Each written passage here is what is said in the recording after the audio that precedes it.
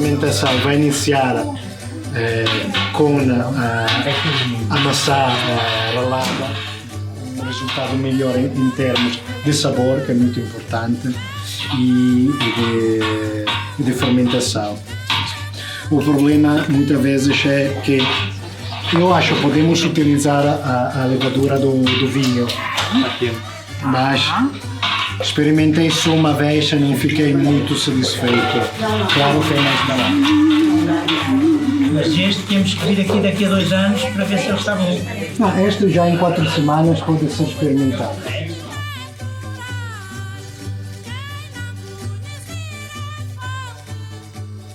Os meus experimentos eu fiz em garrafões, fiz 30 litros com garrafões e dá perfeitamente uma pessoa tem em um apartamento como eu consegue encontrar espaço para 1 ou 2 deste sem problemas e costumei esperar 6 semanas com levadura.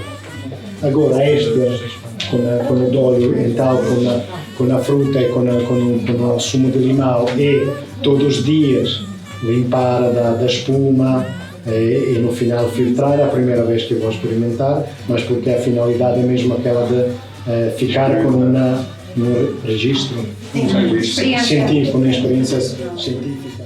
Não precisava adicionar fruta, limão, outra coisa. Porque era feito com o favo. É o favo mesmo, o mel que compramos.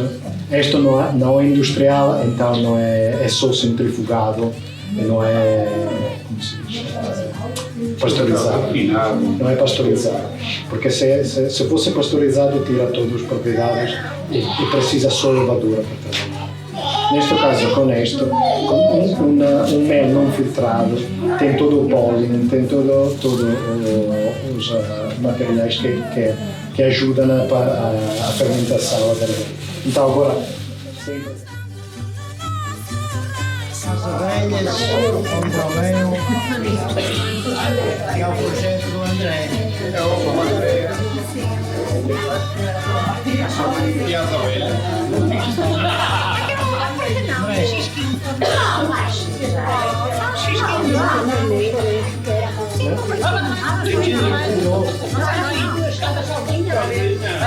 Então vamos lá. Então, Bora lá. Saúde. O Mel e o Andréia. Pronto. Diz para nós bebermos. Obrigada.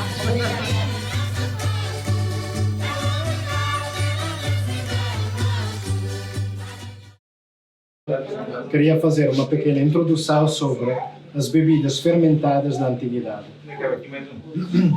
O meu interesse sobre este assunto inicia cerca de 20 anos atrás. Eu sou historiador medievalista, mas fiquei fascinado ao ler que no pagamento dos soldados cidadinos eram incluídos 6 litros de cerveja por dia. Sendo uma bebida fermentada, seguramente apresentava menos criticidades em relação à água do poço e as propriedades nutritivas colmatavam as necessidades nutricionais de uma dieta pobre. Contemporaneamente, a minha experiência no mundo da história ao vivo e da arqueologia experimental levou-me, juntamente com alguns amigos na Itália, a realizar as primeiras experiências de produção caseira de cerveja. Inicialmente com técnicas e receitas modernas, e num segundo momento com técnicas modernas, mas receitas antigas. Em particular, desde 2003, ao cúmulo da história ao vivo da Segunda Idade do Ferro, com especial atenção às celtas lígures da Itália do Norte.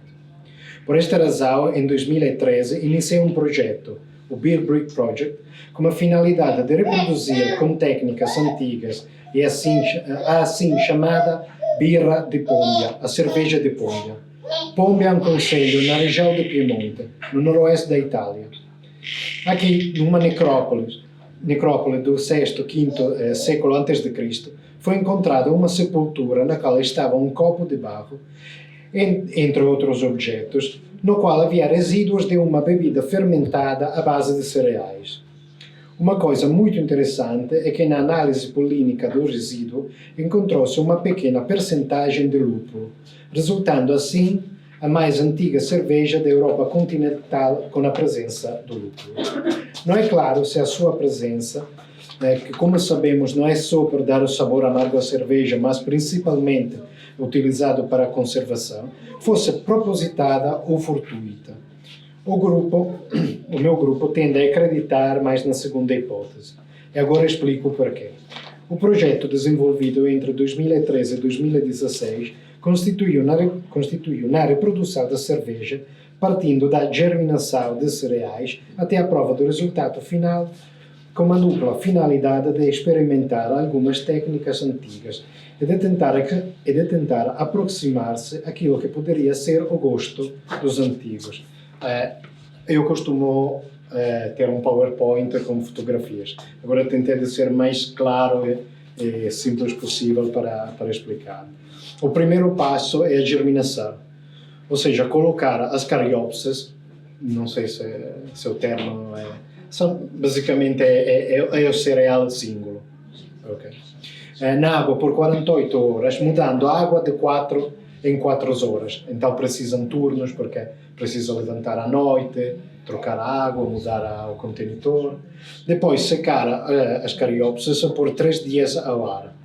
Tostar as cariópsis com métodos diferentes fornos antigos, ou tentar de reconstruir aquela que poderia dar o mesmo resultado. Um caldeirão de ferro em cima de um fogo do campo com em cima uma grelha, um pequeno forno em bairro e, no exemplo que encontramos na Alemanha, não sei como se chama, uma trincheira. Sim, que foi como se diz, a metodologia mais útil e mais fácil, porque, claro, são 5 ou 6 horas de trabalho para organizar todos e criar depois com a tijolo como uma tomba capucina, sim? É isso, fazer um telhado para cobrir.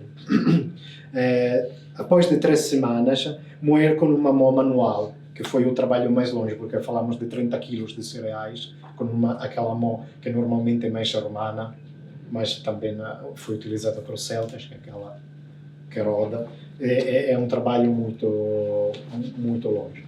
Juntar o resultado à água quente, mas não fervente, aproximadamente 80 graus, durante algumas horas, e deixar sempre prestar atenção que não vá ferver, porque senão vai matar o composto. Verter o líquido num contentor filtrando. Como filtro utilizamos ervas secas e feno. Vista a percentagem baixa do lúpulo, 0,2%, pensamos que este ou foi misturado na erva que fazia de filtro, ou sendo todo o procedimento aeróbico, aparece no caldeirão de modo casual, ou seja, foi o pólen do lúpulo ficou na área e depois foi para o caldeirão. Por isso, conforme já disse primeiro, pensamos que o lúpulo não fosse propositado. Ora, aqui encontramos um maior problema, ou seja, como a fermentação pudesse iniciar.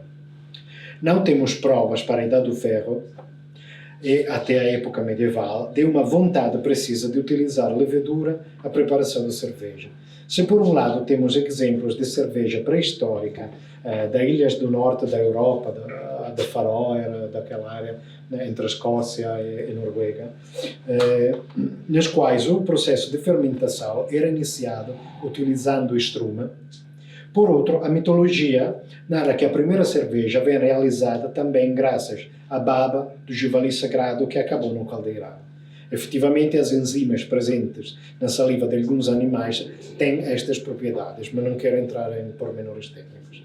Por isso, está provado que uma papa de cereais e água deixada ao sol e ar inicia, claro, a fermentar. Nos últimos meses, no 2021, no final de 2021, concentramos o nosso interesse em individuar uma starter de fermentação, em particular com a utilização de fruta.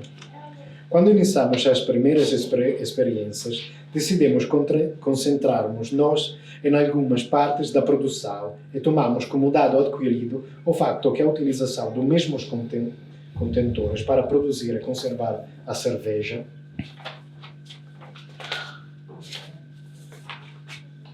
Teriam fornecido matéria suficiente para iniciar a fermentação.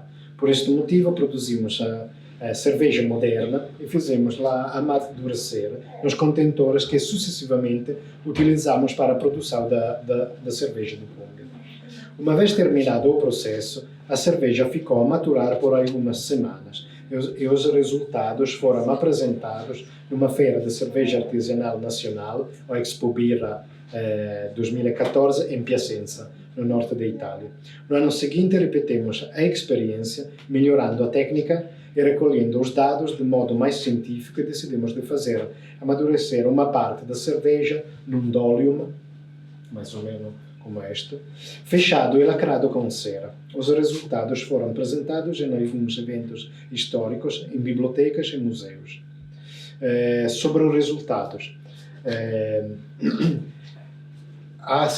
primeiro, a carbonização, ou seja, a presença do gás, foi muito baixa, porque, claro, um barrel não tem uma fechadura hermética, então o processo é também um pouco aeróbico e o gás vai sair. Por esse motivo, experimentamos também de engarrafar algumas quantidades da cerveja em garrafa de espumante. E, claro, a diferença era substancial, era muito forte. Depois, o core, claro, utilizando pipas ou contenedor em madeira, os taninos para deixar um core preto, basicamente, castanho escuro, e também vai influenciar o sabor. De um lado pode ter um sabor de erva ou de terra, do outro, o caso mais extremo, foi como beber uma perna de uma mesa. Foi mesmo como lembro de madeira. Foi como chupar um pedaço de lenha. E pronto. Do outro lado, a quantidade de birra que ficou no dolium, em um contenedor de barro, fechado com cera e com um pouco também de resina. Resina. Ok. Foi um pouco mais, a carbonização foi maior e o sabor também foi mais claro, menos forte, e percebia-se também um leve sabor de mel dentro para a cera, acho eu. Claro também que os diferentes filtros, seja ervas, seja feno, mudou o cor e o sabor final. Mas pronto, e o último dados que conseguimos recolher foi a percentagem alcoólica. Foi muito baixa. Foi entre 1,7% até 3,4% nas garrafas. Verdade que o tempo de maturação foi muito breve, foram 6, 7, 8 semanas no máximo. Não sabemos da antiguidade quanto tempo estavam na espera. Por exemplo, agora o hidromel precisa, para ser mesmo bom, 2 anos na garrafa. Mas a receita mais tradicional sugere que já está pronto para ser bebido depois de 4 semanas. Claro, acho que muda muito a intensidade do sabor e a quantidade do álcool, porque, entretanto, em garrafa o processo não acaba e os açúcares dos âmidos são comidos e transformados em álcool.